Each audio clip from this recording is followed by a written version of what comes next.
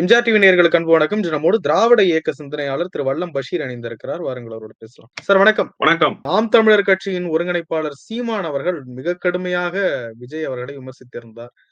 ரோட்ல லாரியில அடிபட்டு செத்துருவ, கூமூட்ட இப்படின்ற மாதிரி ரொம்ப கடுமையான வார்த்தைகள்லாம் யூஸ் பண்ணி பேசுறார். இன்றைக்கு அன்பு சகோதரர் சீமான் அவர்களுக்கு பிறந்த நாள் வாழ்த்துக்கள் என்று கூறி விஜய் அவர்கள் ஒரு பதிவு போட்டிருக்கிறார். எப்படி பாக்குறீங்க? விஜய் ஒரு நேர்த்தியான அரசியலை முன்னெடுத்திருக்கிறார் சீமான் விவகாரத்தில் என்றுதான் புரிந்து கொள்ள வேண்டியிருக்கிறது.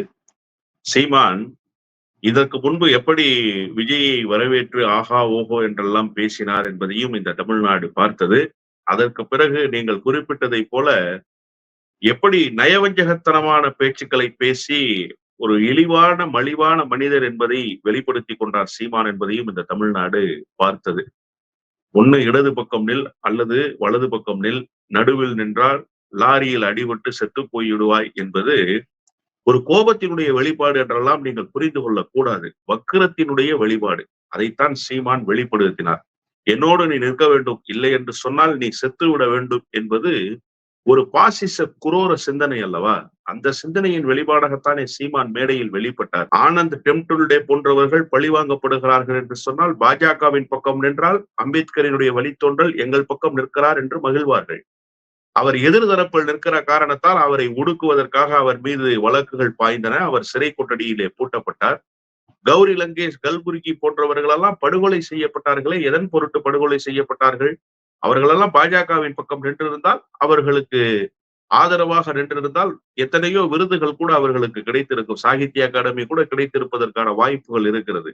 ஆனால் அவர்கள் நடுநிலைமையாக இருந்து நியாயத்தின் பக்கம் நின்று எழுதியதனுடைய பேசியதனுடைய விளைவு அவர்களுடைய உயிரையே குடித்தார்கள் என்பது நாம் கடந்த காலத்தில் இந்திய ஒன்றியத்தில் நடந்த அலங்கோலத்தை பார்த்த இரத்த சாட்சிகள். அதனுடைய வெளிப்பாடுதான் அவர் பேசியதும். ஒருவேளை விஜய் தமிழ் தேசியத்தின் பக்கம் நின்றிருந்தாலோ அல்லது தமிழ் தேசியத்தினுடைய குரலாக ஒலித்திருந்தாலோ நான் பேசியதைத்தான் விஜய் பேசுகிறார், எனக்கு பலம் சேர்க்கத்தான் வந்திருக்கிறார் என்று அவர் சொல்லி இருப்பார்.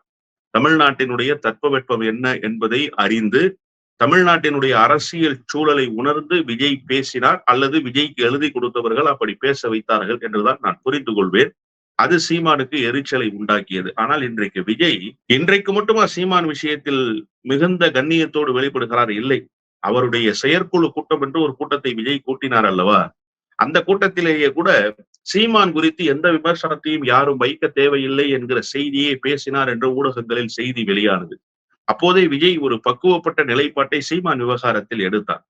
மற்ற விவகாரங்களில் அவர் எப்படி நடந்து கொள்கிறார் என்பது நமக்கு தெரியாது. அவர் வெளிப்படுகிற விதம் என்பது முன்னுக்கு பின் முரணான விதத்திலே அவர் வெளிப்படுகிறார்.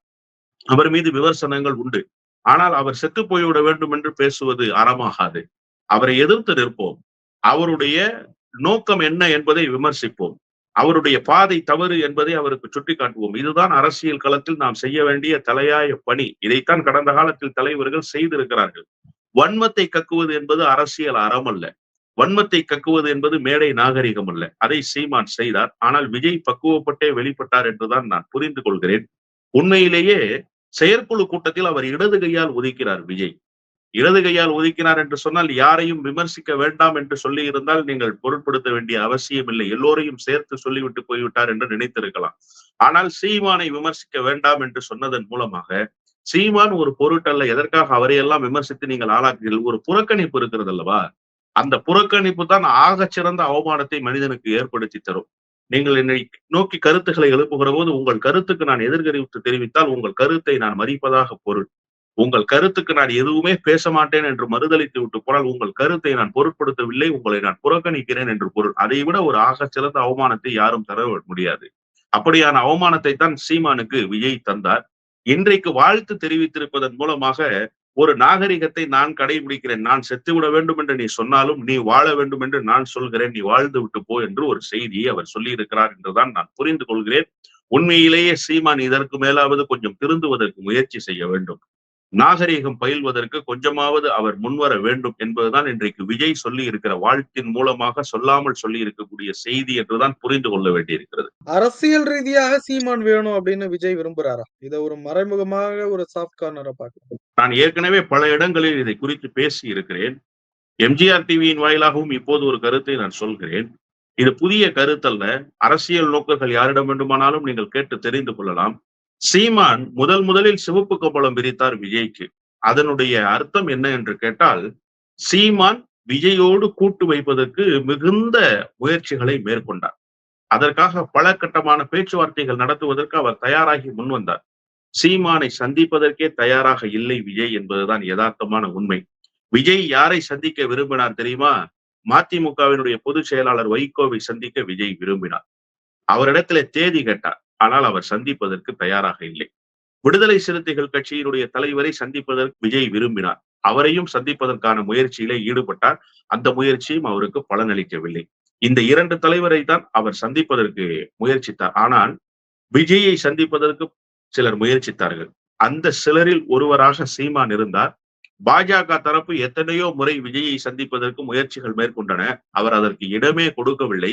அதற்கு காரணம், பாஜகவினுடைய சாயலாக நாம் வெளிப்படக்கூடாது, பாஜகவுக்காக நாம் இயங்குகிறோமா என்பதெல்லாம் வெளிப்படைத்தன்மையோடு அறிவிக்கிறவரை யாரும் புரிந்து கொள்ள முடியாது என்று கூட விஜய் நினைத்திருக்கலாம். என்னுடைய பார்வை என்பது இதில் வேறுபட்டது. நான் என்னுடைய பார்வையை சொல்லவில்லை, விஜயினுடைய நிலைப்பாட்டை தான் சொல்கிறேன். எனவே பாஜகவை பக்கத்தில் வைத்துக் கொள்ளக்கூடாது, சீமானையும் பக்கத்தில் வைத்துக் கொள்ளக்கூடாது என்று நினைத்தார். 4 முறை பேச்சுவார்த்தை நடத்தினார் சீமான். எப்படியாவது சந்திப்பதற்கு ஒரு அவகாசம் கொடுங்கள், நான் பனையூர் பங்களாவிலேயே வந்து சந்திக்கிறேன் என்று சொன்னார். அவர் சந்திப்பதற்கு மறுத்து விட்டார். அதற்கு பிரதானமான காரணம் விஜய் தரப்பிலிருந்து சொல்லப்பட்ட செய்தி என்னவென்று சொன்னால், சீமான் பேசிய ஆடியோக்கள் எல்லாம் வெளியான செய்தி அப்போதுதான் தமிழ்நாட்டினுடைய அரசியல் களத்தில் பரபரப்பை ஏற்படுத்தி கொண்டிருந்த நேரம். அருவருக்கத்தக்க வார்த்தைகளால் சீமான் பேசிக் கொண்டிருந்த காலகட்டத்தில் நாம் சீமானை சந்திப்பதன் மூலமாக சீமானுக்கு ஒரு அங்கீகாரத்தை தேடி தந்து விடக்கூடாது. ஏன்னா சீமான் எப்படி பேசுவார்னு தெரியும். வசனம் எழுதி கொடுப்பவர் சீமான். சீமான் போன்ற இயக்குனர்கள் எழுதி கொடுக்கிற வசனத்தை பேசுகிறவர் விஜய். எனவே விஜய்க்கு நன்றாக தெரியாதா எப்படி வசனங்கள் எழுதப்படும் என்று? வசனங்களை எழுதுகிறவர்கள் எப்படியெல்லாம் வார்த்தை ஜாலத்தில் விளையாடுவார்கள் என்று விஜய்க்கு தெரியாதா? எத்தனை படங்களை நடித்திருக்கிறார். கமலஹாசனை போய் சந்திப்பதற்கு முயற்சித்தார். கமலஹாசன் 2 முறை மறுத்து 3வது முறை வாய்ப்பு தந்ததற்கு பிறகு என்ன சொன்னார்? என் மண்ணினுடைய மகனை வாழ்த்துவதற்கு நான் வந்திருக்கிறேன், நான் முன்னத்தியர், எனக்கு பின்னால் அவர் வந்திருக்கிறார் என்று சொன்னார். அவருக்கு வேண்டுமானால் அரசியல் அனுபவம் சீமானை விட குறைவாக இருக்கலாம். சீமான் என்ன அரை நூற்றாண்டு கால இயக்கத்தை கண்டு நடத்தியவரா? சீமான் என்ன திரைத்துறையில் இருக்கிற போதே புரட்சி தலைவர் எம்ஜிஆரை போல மிளிர்ந்தவரா? சீமான் என்ன ஜெயலலிதா அம்மையாரை போல திரைத்துறையில் இருக்கிற போதே அரசியலில் கோலோச்சியவரா? கலைஞரை போல சினிமா வசனகர்த்தாவாக இருந்த போதே அரசியலில் கோலோச்சியவரா? இல்லை. அவர் சினிமா துறையில் இருந்தவரை அவருக்கும் அரசியலுக்கும் எந்த தொடர்பும் கிடையாது. இலங்கையினுடைய இறுதி யுத்தம் நடந்து முடிகிற வரை சீமான் என்ன நிலைப்பாட்டில் இருக்கிறார் என்பது கூட யாருக்கும் தெரியாது. சீமான் யார் என்பது கூட யாருக்குமே தெரியாது. அதன் பிறகு அரசியலுக்கு வந்தவர். ஆனால் அவர் பேசுகிற போது என்ன சொன்னார்? கமலஹாசனுக்கு நான் முன்னத்தியர் என்று கமலஹாசனை வைத்துக் கொண்டு சொன்னார். கமலஹாசன் ஒரு தர்ம சங்கடமான சூழலுக்கு அன்றைக்கு தள்ளப்பட்டார் என்பதுதான் யதார்த்தமான உண்மை. அதே போன்ற ஒரு நிலைப்பாடு விஜய்க்கும் வந்துவிடக் கூடாது என்று விஜய் கருதினார். எனவே அவரை சந்திப்பதற்கு அவர் தயாராக இல்லை. அதன் பின் கட்சி அறிவித்த மாநாடு நடந்து முடிந்த பிறகு சீமான் நிறம் மாறி போனார். இதுதான் சீமானுடைய உண்மையான நிறம். ஒன்று அருகாமையில் வைத்துக் கொண்டு விஜயை இல்லாமல் செய்திருப்பார், அல்லது விஜய் மீது வன்மத்தை வாரி இறைத்திருப்பார். 2ஐத்தான் செய்ய முடியும் அவரால். அப்படித்தான் எல்லா நேரங்களிலும் எல்லா இடத்திலும் அவர் வெளிப்பட்டிருக்கிறார். யாருக்கும் அவர் உண்மையாக இருந்ததாக இதுவரை சரித்திரமே இல்லை. அவர் யாரெல்லாம் ஏற்றுக்கொண்டு அவரோடு பயணித்தார்களோ அவர்களெல்லாம் காரி உமிழ்ந்து அவரை விட்டு விலகி வந்த காட்சிகள் தான் அரங்கேறி இருக்கின்றன. அந்த கட்சியில் இருப்பவர்களே அப்படித்தானே வந்திருக்கிறார்கள். அவர்களோடு இணக்கமாக இருந்த சின்ன சின்ன அமைப்புகள் எல்லாம் அப்படித்தானே வந்தன. எனவே சீமானுடைய நிலைப்பாடு இப்படியாகத்தான் இருக்கும் என்பதை விஜய் ஓரளவுக்கு உணர்ந்திருந்தார். விஜய்க்கு இனிமேல் எந்த அவசியமும் இல்லை. விஜய் தன்னுடைய பாதையை தீர்மானித்து விட்டார். தன்னுடைய பயணம் இதுதான், இலக்கு இதுதான் என்பதை அறிவித்து விட்டு அந்த இலக்கை நோக்கி அவர் புறப்படுகிறார். அடுத்த சுற்றுப்பயணம் போகிறார். அதன் மூலமாக மக்களை சந்திப்பதற்கு ஏற்பாடுகள் நடைபெறுகின்றன. கட்சி நிர்வாகிகளை தொடர்ந்து சந்தித்துக் கொண்டிருக்கிறார் என்று செய்திகள் வந்து கொண்டே இருக்கின்றது. எனவே அவர் அடுத்த கட்ட பயணத்துக்கு தயாராகிவிட்டார். இனிமேல் சீமானுடைய ஆதரவு எதற்கு தேவைப்படுகிறது? சீமான் என்ன அவ்வளவு பலமான நபரா? சீமானை நம்பி என்ன பிரயோஜனம் இருக்கிறது அவருக்கு? ஏதாவது ஒரு வகையில் சீமானால் பயன் இருக்கிறதா? எந்த பயனும் இல்லை. இன்னும் சொல்ல போனால் சீமானுக்கு கிடைத்த அந்த 6 விழுக்காடு புதிய வாக்காளர்களுடைய வாக்குகளை இப்போது குறிவைக்க போபவர் விஜய் தான். விஜய்க்கு தான் அந்த வாக்கு இயல்பாகவே கிடைக்க போகிறது. எனவே சீமானை சந்தித்து விஜய்க்கு எந்த பயனும் இல்லை. ஆனால் விஜயை சந்தித்தால் சீமானுக்கு பயன் இருக்கிறது. தன்னுடைய 6% வாக்கு வங்கி சிதலமடையாமல் பாதுகாத்துக் கொள்ளலாம். விஜயினுடைய வாக்குகளும் சேர்த்து இன்னும் கூடுதலாக கிடைத்தால் 9% வாக்குகள் கிடைத்து விடும் என்று சீமான் கருதக்கூடும். எனவே பலன் என்பது விஜய்க்கு இல்லை என்பது விஜய்க்கு யதார்த்தமாகவே தெரியும். அதனால் விஜய் அதை நோக்கி நகர மாட்டார் என்றுதான் நான் நம்புகிறேன். இப்ப சமீபத்துல திருமாவளவன் அவர்கள் விஜய் பங்கேற்கக்கூடிய ஒரு நிகழ்ச்சியில் இணைந்து பங்கேற்க இருப்பதாக தகவல் வெளியாகி பரபரப்பை கிளப்பியது. திருமாவளவன் அவர்கள் அதற்கு ஏற்கனவே விளக்கமும் கொடுத்துட்டார். நான் நிர்வாகிகளுடைய ஆலோசனையை ஆலோசிச்சுதான் நான் அந்த நிகழ்ச்சியில பங்கெடுப்பது குறித்து முடிவெடுக்கப்படும். அதையொட்டி நிறைய சர்ச்சைகள்லாம் வந்துச்சு, நிறைய கான்ட்ரவர்சிஸ் எல்லாம் வந்து இன்னைக்கு ஒரு காட்டமான அறிக்கையை திருமாவளவன் அவர்கள் வெளியிட்டு இருக்கிறார். இந்த திமுக கூட்டணிக்கு இடையே கொம்பு சீவுற வேலையை நிறைய பேர் பாக்குறாங்க. புத்தக வெளியீட்டு விழாவுக்கு போனா அது என்ன கூட்டணி வந்துருமா அப்படின்னு ரொம்ப கடுமையா பேசுறாரு. எப்படி பாக்குறீங்க? விஜய் கலந்து கொள்கிற நிகழ்வில் அண்ணன் திருமாவளவன் கலந்து கொள்கிறார் என்பதையே நான் ஏற்கவில்லை. அண்ணன் திருமாவளவன் ஏற்கனவே தேதி கொடுத்த நிகழ்வுக்கு விஜய் வருகிறார். அப்படி சொல்லுங்கள், அதுதான் சரியாக இருக்கும். அமெரிக்காவை கொலம்பஸ் கண்டுபிடித்தார் என்று சொன்னால் பூர்வக்கூடிய அமெரிக்கர்கள் கொந்தளித்து போவார்கள். இதுதான் இயல்பு. கொலம்பஸ் அமெரிக்காவை வந்தடைந்தார் என்று சொல்லுங்கள், கொலம்பஸ் அமெரிக்காவை கண்டடையவில்லை என்று சொல்வார்கள். எனவே நீங்கள் சொல்வதில் திருத்தம் இருக்கிறது. இந்த 37, 38 கட்டுரைகள் அடங்கிய அம்பேத்கர் குறித்த புத்தகத்தை விகடன் வெளியிடுவது என்று தீர்மானித்து, நான் குறிப்பிட்ட ஆனந்த் டெம்டுல்டே போன்ற அம்பேத்கரினுடைய வழித்தோன்றல், அதே போன்று அண்ணன் திருமாவளவன் போன்ற அம்பேத்கர் பேசிய அரசியலை களத்தில் முன்னெடுக்கக்கூடிய அரசியல் ஆளுமைகள் எல்லோரும் தந்த கட்டுரைகள் தொகுக்கப்பட்டு அது மார்ச் மாதமே நிறைவு பெற்று ஏப்ரல் மாதம் அம்பேத்கரினுடைய பிறந்த நாளில் அது வெளியிடப்படும் என்று ஒரு செய்தி வெளியானது. அப்போதே ராகுல் காந்தி இந்த நிகழ்விலே பங்கேற்கிறார். தமிழ்நாட்டினுடைய முதலமைச்சர் இந்த நூலை வெளியிடுகிறார். இந்த நூலை பெற்றுக்கொள்பவர் அண்ணன் திருமாவளவன் என்று சொல்லித்தான் விகடன் பதிப்பகம் அவரிடத்திலே ஒப்புதல் கேட்டார்கள். அதற்கு அவரும் இசைவு தெரிவித்தார். அதன் பிறகு மூத்த பத்திரிகையாளர் இந்து ராம் பங்கேற்பார் என்று சொல்லியிருக்கிறார்கள். ரஜினிகாந்த் பங்கேற்பார் என்று சொல்லி இருக்கிறார்கள். அதோடு அந்த நிகழ்வு நிறைவு பெற்றுவிட்டது. ஏப்ரலில் அந்த புத்தகம் வெளியாகவில்லை. ஏற்கனவே அவர் கொடுத்த தேதி கொடுத்ததாகவே இருக்கிறது. நான் வருவதற்கு இசைவு தெரிவித்து நீங்கள் எப்போது வேண்டுமானாலும் சொல்லுங்கள், நான் வந்து பங்கேற்கிறேன் என்பதை அவர் விகடனுக்கு தெளிவாக சொல்லிவிட்டார். அவர் கட்சியில் அண்மையில் இணைந்திருக்கிற ஒரு தொழிலதிபர் ஆதவ் அர்ஜுன் என்பவர் விகடனோடு இணைந்து இந்த புத்தகத்தை வெளியிடுகிறார். அவருடைய அமைப்புக்கும் இதில் பிரதான பங்கு இருக்கிறது. இவ்வளவுதான் செய்தி. இப்போ அம்பேத்கரினுடைய நினைவு நாளாக இருக்கிற டிசம்பர் 6 அந்த புத்தகம் வெளியாக போகிறது என்று செய்தி வெளியாகி இருக்கின்றன. திடீரென விஜய் இந்த நிகழ்வில் பங்கேற்பார் என்று சொல்கிறார்கள். விஜய் எப்போது பங்கேற்பார் என்று சொன்னார்கள்? விஜயினுடைய மாநாடு நடந்து முடிவதற்கு முன்பாக இந்த செய்தி வெளியானது. சரி, விஜய் தானே அரசியல் நாகரிகம் கருதி நாம் பங்கேற்போம் என்று அண்ணன் திருமாவளவன் எண்ணி அதற்கு இசைவு தெரிவித்தது என்பது ஒரு இயல்பான நடவடிக்கை. ஆனால் எந்த அரசியலை பேச வேண்டும் என்பதை நிர்ணயித்து மாநாட்டில் அவர் பேசினாரோ, பேசியதற்கு பிறகான விஜயினுடைய அரசியல் சூழல்கள் மாற்றம் எடுக்கின்றன. அதற்கு முன்பு விஜய் யார்? கருப்பான நபரா, சிகப்பான நபரா, வெள்ளையான நபரா என்பது யாருக்கும் தெரியாது. விஜய் தனக்கு என்ன நிறம் என்பதை அவர் தீர்மானித்துக் கொண்டு புறப்பட்டதற்கு பிறகுதான் விஜய் எப்படி வெளிப்பட போகிறார் என்பதை தமிழ்நாடு அரசியல் களம் பார்த்தது. இப்போது விஜய் பங்கேற்கிற நிகழ்வில் அவர் பங்கேற்கிறார் என்பதை விட திருமாவளவன் ஏற்கனவே தேதி கொடுத்த நிகழ்வுக்கு விஜய் வருகிறார். விஜய் வந்தால் அதன் மூலமாக ஏதாவது அரசியல் சர்ச்சைகள் எழலாம் என்று அவர் கருதுகிறார். அதற்கு ஒரு விளக்கம் கொடுக்கிறார். திமுக கூட்டணியில் இருக்கக்கூடிய பலம் வாய்ந்த கட்சி என்று சொல்கிற அளவுக்கு பிரசித்தியான கட்சி எது என்று கேட்டால் விடுதலை சிறுத்தைகள் தான். வேறு கட்சிகளுக்கு அவ்வளவு பலம் இல்லை என்றுதான் நான் கருத்திலிருந்து கணிக்கிறேன். மதிமுக போன்ற அமைப்புகளுக்கு அவ்வளவு பலம் இல்லை. தொழிற்சங்கங்கள், தொழிலாளர் தோழர்களை உள்ளடக்கி இருக்கக்கூடிய பொது உடைமை இயக்கத்துக்கு அவ்வளவு பெரிய பலம் இல்லை. எனவே ஒரு பலம் வாய்ந்த கட்சியை அந்த கூட்டணியிலிருந்து அப்புறப்படுத்த வேண்டும் என்று சிலர் நினைக்கிறார்கள். அதற்காக கொம்பு சீவுகிற வேலையை செய்கிறார்கள் என்று அண்ணன் திருமா சொல்கிறார். அவர் சொல்வது இயல்பான ஒன்றுதான். அது உண்மையும் கூட. நீங்கள் மறுத்து விடவே முடியாது. அப்படிப்பட்ட நிகழ்வுகளுக்கு நான் முற்றுப்புள்ளி வைக்க விரும்புகிறேன் என்றுதான் அவருடைய அறிக்கை சொல்கின்றன. அவர் திமுக கூட்டணியிலேயே 100 விழுக்காடு தொடர்வார் என்றுதான் நான் நினைக்கிறேன். அதற்காகத்தான் அவர் வலிந்து கட்டி அறிக்கைகளை கொடுத்து கொண்டிருக்கிறார். நான் திமுக கூட்டணியில் உறுதியாக இருக்கிறேன் என்பதை அவர் பட்டவர்த்தனமாக அறிவித்துக் கொண்டே இருக்கிறார். ஆனால் எடப்பாடி பழனிசாமி போன்றவர்கள் பகல் கனவு கண்டு கொண்டிருக்கிறார்கள். ஒருங்கிணைந்த அதிமுகவை நீங்கள் ஒருங்கிணைப்பதற்கு தயாராக இல்லாமல் திமுக கூட்டணியில் இருக்கிற கட்சியை உடைத்து கொண்டு வந்து சேர்க்க வேண்டும் என்பது கொள்ளைப்புற வழியாக நீங்கள் திட்டம் வகுப்பதற்கு ஈடானது தானே. கட்சியிலிருந்து பிரிந்து போனவர்களை சேர்ப்பதற்கு உங்களுக்கு வக்கில்லாத பொழுது, கட்சியிலிருந்து பிரிந்து சென்றவர்கள் வருவதற்கு தயாராக இருக்கிற போது திறந்த மனதோடு அவர்களுக்கு வாயிலை திறந்து வைத்து அவர்களை உள்ளே அணைத்துக் கொள்வதற்கு தயாராக இல்லாத போது, இன்னொரு கூட்டணியை உடைத்து ஒரு கட்சியை கொண்டு வந்து நீங்கள் கூட்டணியில் சேர்ப்பீர்கள் என்ற அழைப்பு விடுத்தால் உங்களை யார் நம்புவார்கள்?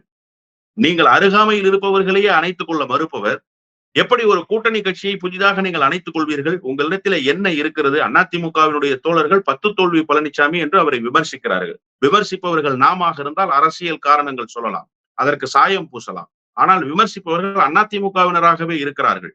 ஜெயலலிதாவை, புரட்சித் தலைவர் எம்ஜிஆரை நேசித்தவர்களாக இருக்கிறார்கள். அவர்களே விமர்சிக்கிறார்கள். எதற்காக இந்த விமர்சனம்?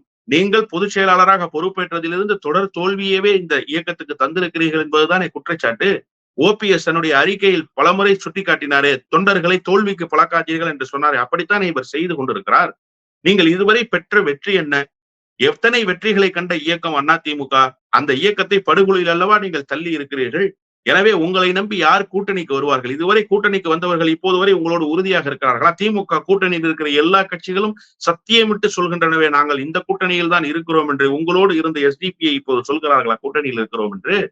உங்களோடு இருந்த தேமுதிக இப்போது சொல்கிறதா கூட்டணியில் இருக்கிறோம் என்று?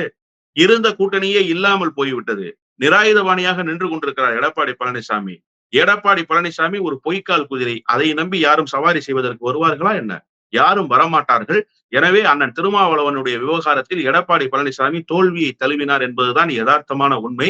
அவரை திமுக கூட்டணியிலிருந்து திருமாவளவன் மேலேயே இப்ப நிறைய மூத்த பத்திரிகையாளர்கள் அப்படின்னு அறியப்படக்கூடியவர்கள் எல்லாம் நிறைய விமர்சனம் வைக்கிறது. தைரியமாக பேசக்கூடியவர் திருமாவளவன். இப்ப ஏன் பயப்படுறாரு? முதல்ல அவசர அவசரமா ஏன் அறிக்கை கொடுக்கிறாரு? அவசர அவசரமா ஏன் பதில் சொல்றாரு? திமுகவினுடைய அழுத்தத்துக்கு பணிகிறாரு அப்படின்ற மாதிரி எல்லாம் கேள்வி கேட்கிறார். அவருடைய நிலைப்பாடாக இருந்திருந்தால் அவர் அழுத்தமாக நிற்பார்.